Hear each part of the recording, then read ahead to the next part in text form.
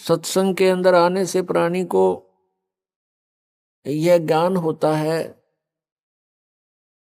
कि हम कौन हैं, कहां से आए हैं, ये जन्म और मृत्यु का विधान ये किस कारण से बना हुआ है। हम प्रत्येक प्राणी इस बात से दुखी हैं कि मृत्यु हो जाती है, रोग और कष्ट शरीर पर आते हैं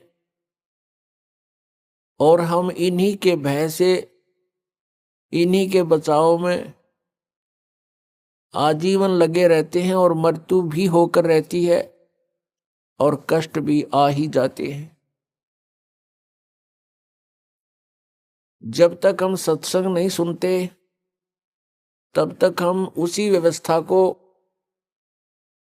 अंतिम मान चुके होते हैं कि यहां ऐसा ही होता है और ये सबके साथ हो रहा है, ये तो होगा ही होगा।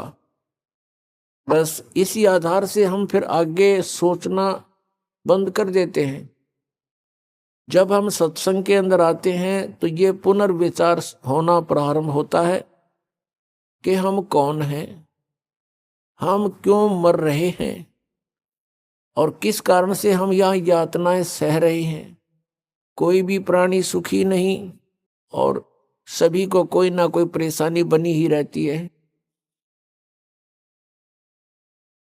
तो ये ज्ञान सत्संग से होता है और सत्संग जो यथार्थ ज्ञान होता है उसको कहते हैं सत्य माने सच्चा, संग माने जहां सत्य के आधार से ही सारी कार्य क्रियाएं हों, वचन हो, उसको सत्संग कहते हैं।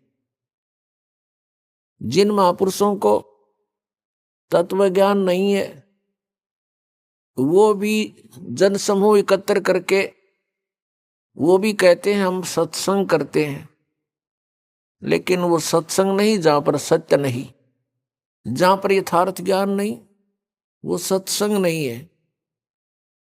तो पुण्यात्माओं, आपका सौभाग्य है कि आपको ये सत्संग सुनने को मिला है। जैसे श्री ब्रह्मा जी, श्री विष्णु जी, श्री शिव जी को